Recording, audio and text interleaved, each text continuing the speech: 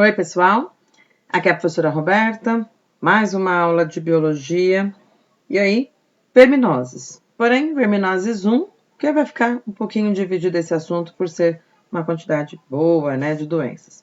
Primeiro, então, nós vamos falar das verminoses causadas por plateumintos, ok? Então, o que é uma verminose primeiro, né? São doenças, são parasitoses causadas por vermes. Qualquer doença causada por verme, a gente chama de verminose. Como existem dois tipos principais de vermes aí, causadores de doenças, que são os plateumintos e os nemateumintos, essa aula ficou dividida. Verminoses 1, os plateumintos, verminoses 2, as doenças causadas por nemateumintos, mas isso é um outro vídeo. Então, as três verminoses que serão estudadas aqui. A esquistossomose, que a gente também chama de barriga d'água, a teníase e a cisticercose. Esquistossomose, então também conhecida aí como barriga d'água, mas também recebe o nome de esquistossomose mansônica, por conta do agente etiológico, né, que é o Schistosoma mansone, mas ela também é chamada de xistosa e também muitos conhecem como doença do caramujo. Claro que por causa do caramujo que leva o verme até você, né? Quem é esse esquistossoma? Primeiro, ele é um verme dioico, então precisa da existência de um verme macho e de um verme fêmea, que existem em indivíduos separados. Porém, eles vivem sempre juntos, tá bom? Você tem aí na imagem, de coloração rosa, você vai ter o macho, e em amarelinho você tem a fêmea. O macho, ele mede cerca, olha, de 1 centímetro. E tem duas ventosas, e ao longo do corpo ele tem esse sulco, né? Onde ele abriga a fêmea. Porém, a fêmea é um pouco maior, ela tem cerca de 1,5 centímetros, certo? Eles completam o seu desenvolvimento no que a gente chama de sistema porta-hepático. O que é isso? São as veias que ligam o intestino ao fígado. Então, a fase adulta, eles estão nessa região no corpo do ser humano, que é o hospedeiro definitivo, ok?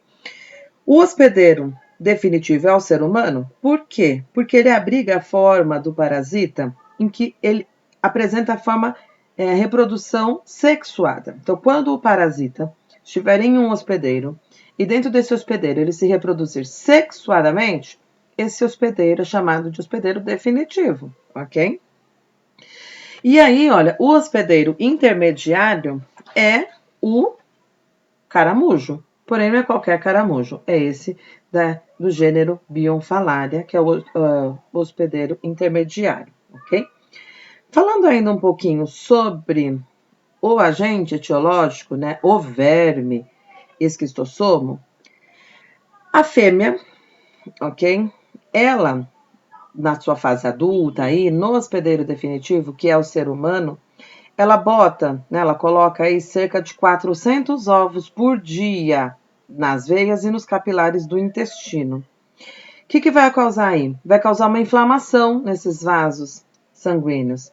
E aí, esse processo inflamatório que começa a se formar facilita a passagem dos ovos para a cavidade intestinal. E aí, esses ovos são eliminados nas fezes, que é o ciclo que nós vamos ver daqui a pouquinho. No caramujo, nós vamos ter aí o caramujo como hospedeiro intermediário. E vamos ver que eles recebem nomes diferentes quando infectam um desses dois, tá? Como que se dá a contaminação, o contágio, né? Penetração da larva aquática cercária na pele humana. Então, vamos ao ciclo, né? Primeiro a gente vai ter aí uma pessoa contaminada com esse verme. Então, esse verme está lá no intestino ou então está no fígado humano. O que vai acontecer? Essa fêmea, então, vai botar esses ovos, né? Isso diariamente, ela vai fazer essa reprodução diariamente. E esses ovos vão migrar para o intestino humano. E quando a pessoa defecar, esses ovos saem junto com as fezes. Uma vez esses ovos atingindo a água, tá?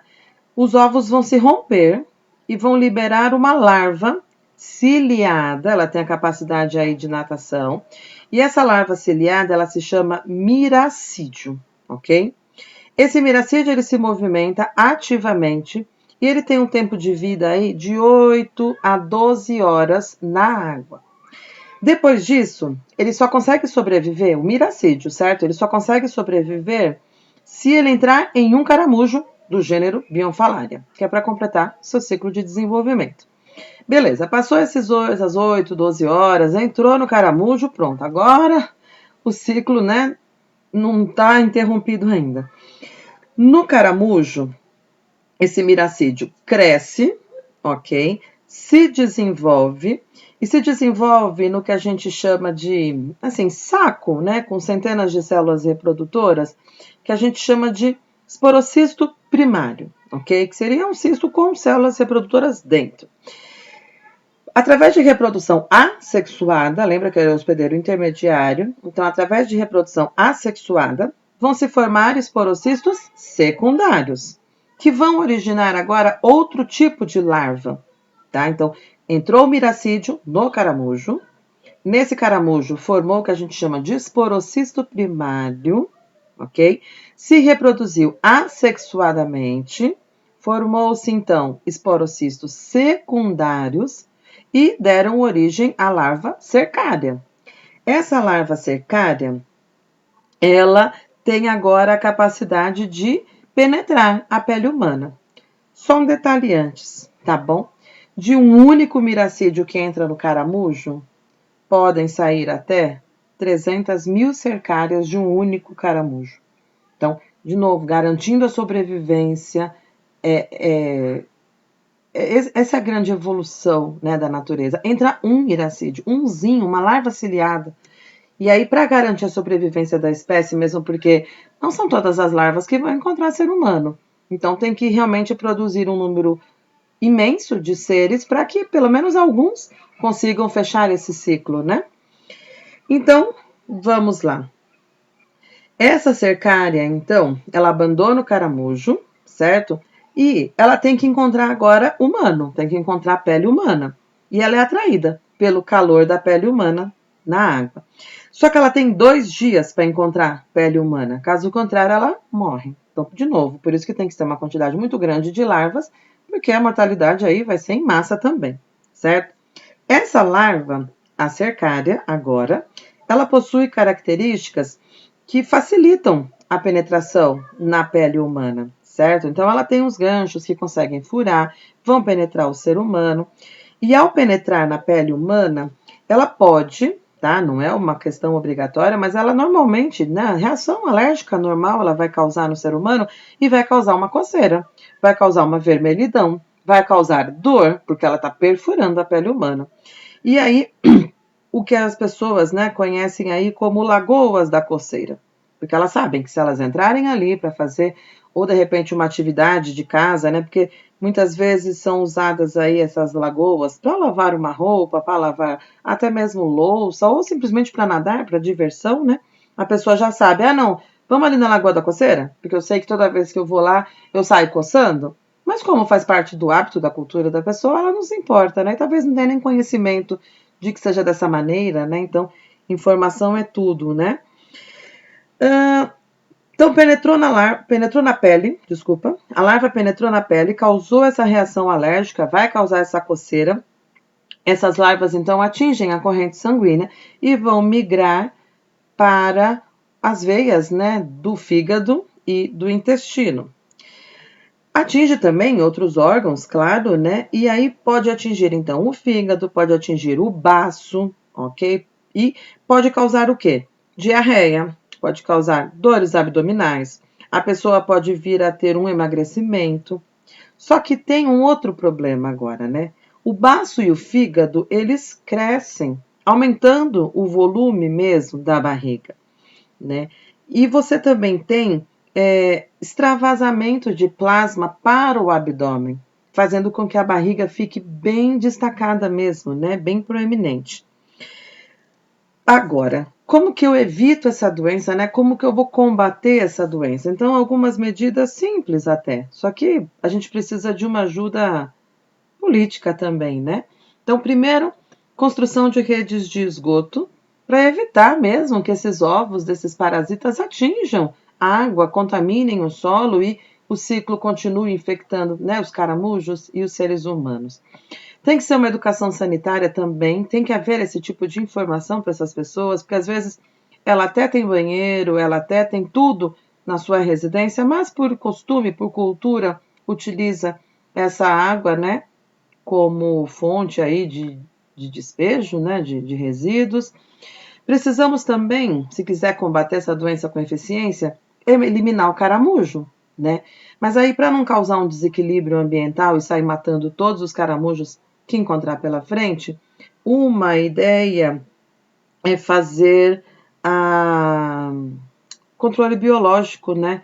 Que a gente coloca o predador específico dessa espécie de caramujo, desse gênero de caramujo, para matar apenas, né? Para comer apenas esse caramujo. Então, uma ideia é que você não vai causar desequilíbrio, mas tem que ser bem estudado também.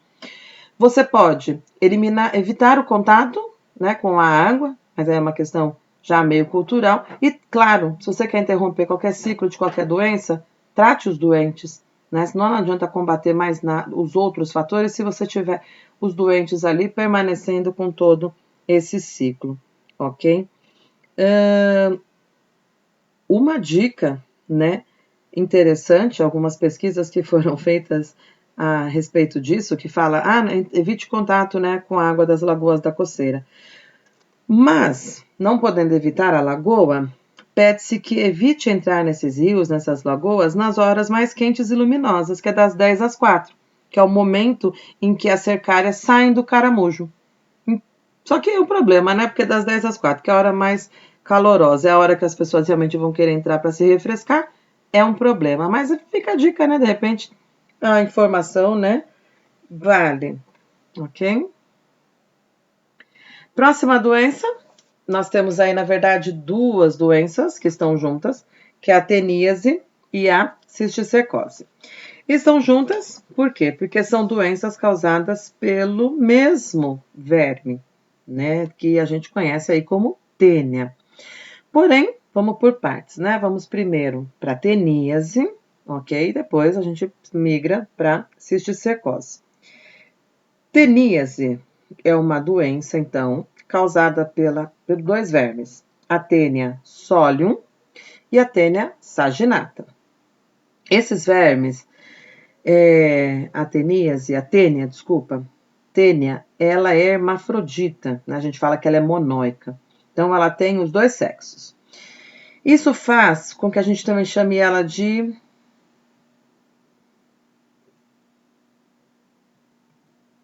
solitária, certo? Ela é o verme também conhecido como solitária. Por quê? Porque ela sozinha dá conta de toda uma infecção humana, tá? E não é à toa que ela é solitária. Ela é solitária por quê? Porque ela também, além de ser hermafrodita e sozinha ela conseguir né, se reproduzir, né, e deixar aí sua descendência muito bem garantida, ela produz uma secreção tóxica que impede que outra solitária se desenvolva no organismo humano. Então, normalmente a pessoa tem teníase, ela tem um único indivíduo mesmo no seu intestino, certo? Uma característica do verme, tá? Você tem aí na imagem duas estruturas sendo evidenciadas. Você tem o escólex e você tem proglotes.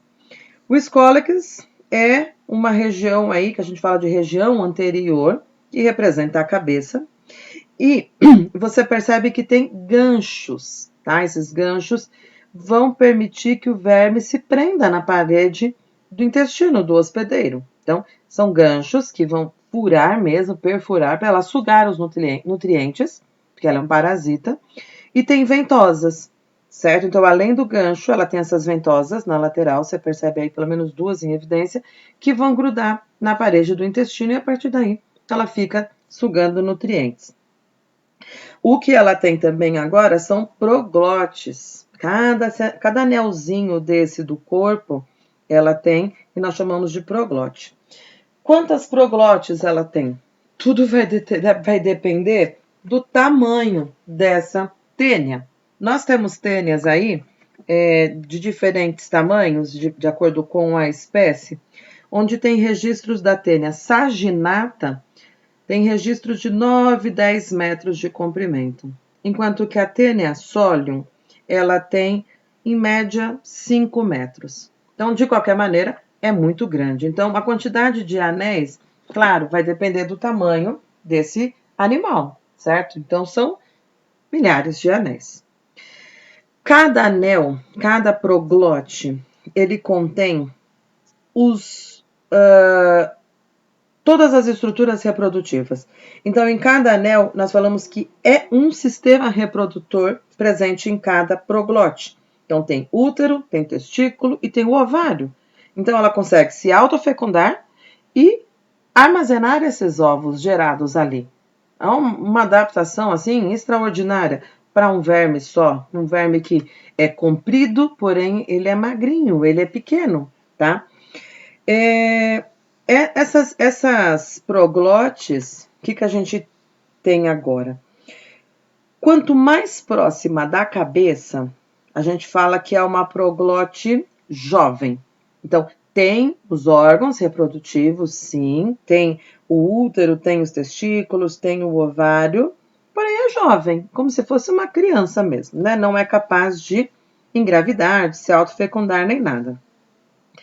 Quando você tem agora cada vez mais próximo do final do corpo, tá? Lá no finalzinho daqueles 5 metros, 9 metros, a gente fala então que é a proglote madura. E a proglote madura, ela já fez a autofecundação, já está grávida, certo? Porque ela já se fecundou e essa proglote está grávida. Quando essa proglote, ela tá agora sexualmente madura, né? Ela tá grávida, ela tá repleta de ovos, tá bom? E quando ela tá grávida, cheia de ovos, ela vai se destacando do corpo da solitária e vai sendo eliminado junto às fezes humanas.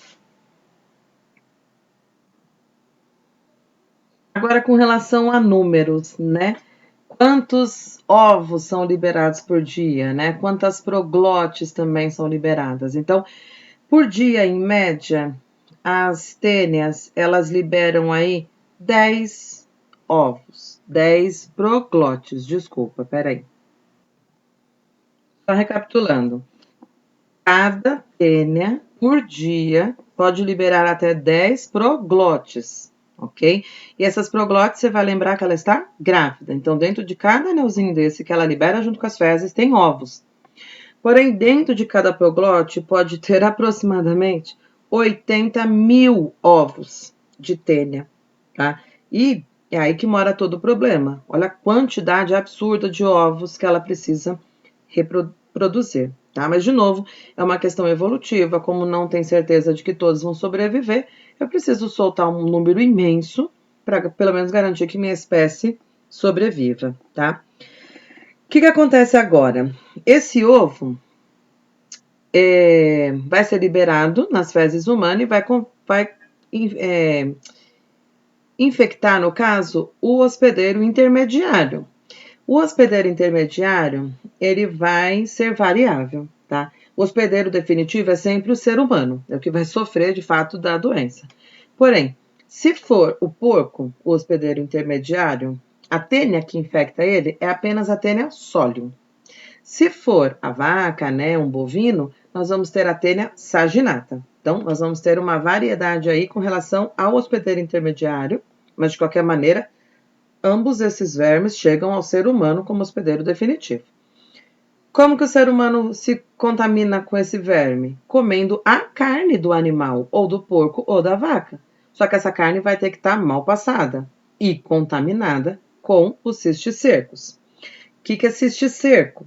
Cisticerco é a larva que eclodiu dentro do intestino ou do porco ou do boi e que formou uma estrutura aí em forma de bolsa com líquido, tá? Uma bolsa com líquido e a larva dentro, formando o que a gente chama de cisticerco.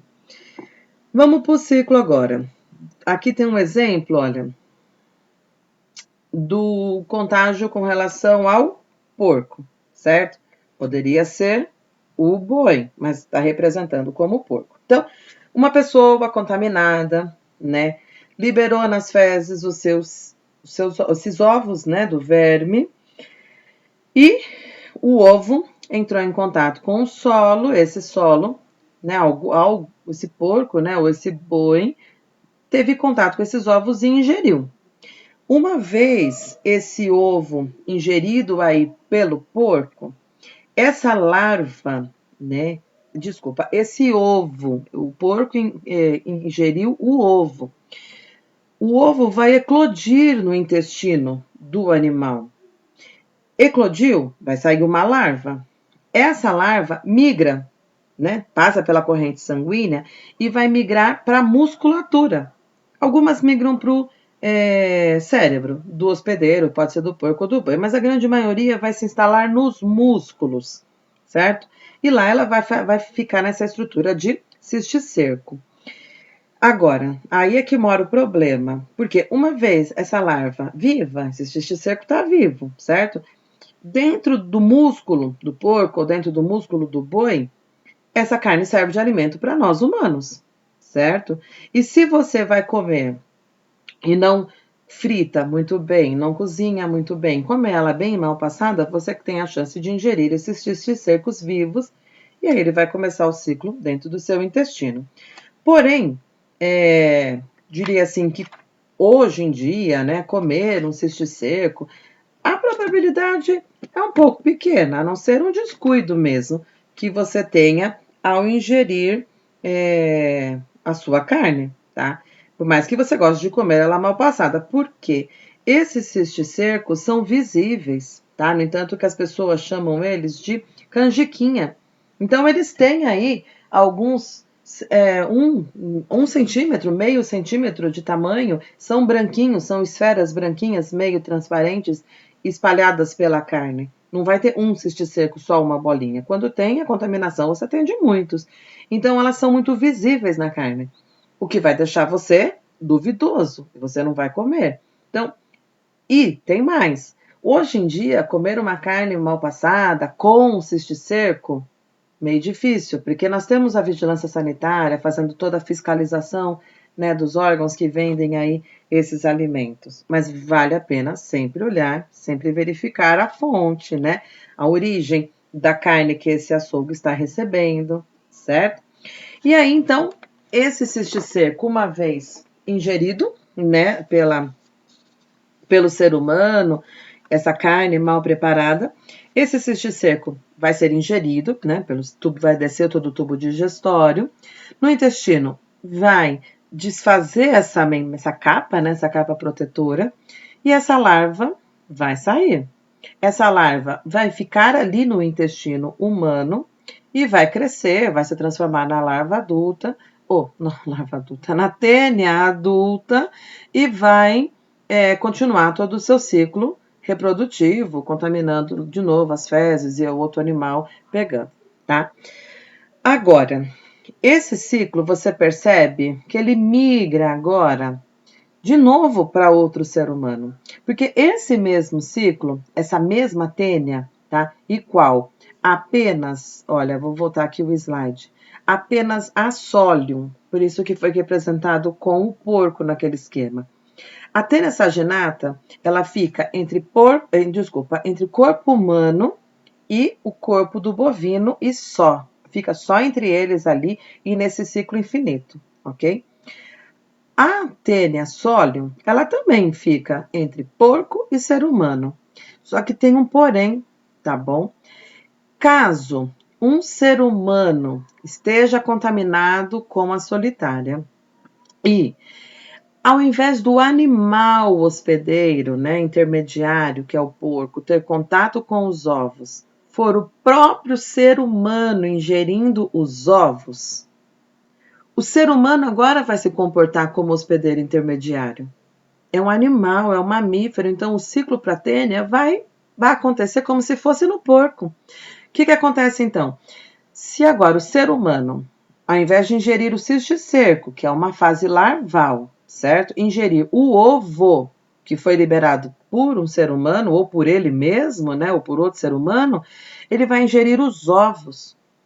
Esse ovo vai ser ingerido, vai para o sistema digestório, No intestino, o ovo vai eclodir, normal.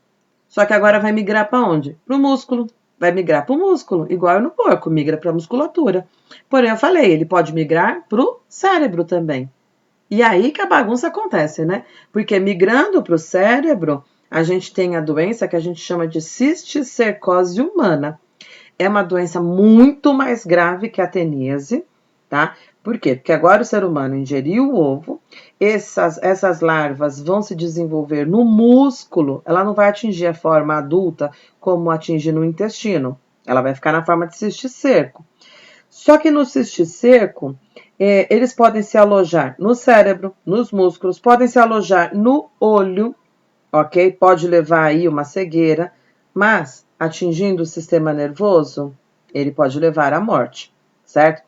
Tratamento pode ser feito com medicamento que destrói o cisticerco, mas muitas vezes acaba nem conseguindo tirar ele de lá.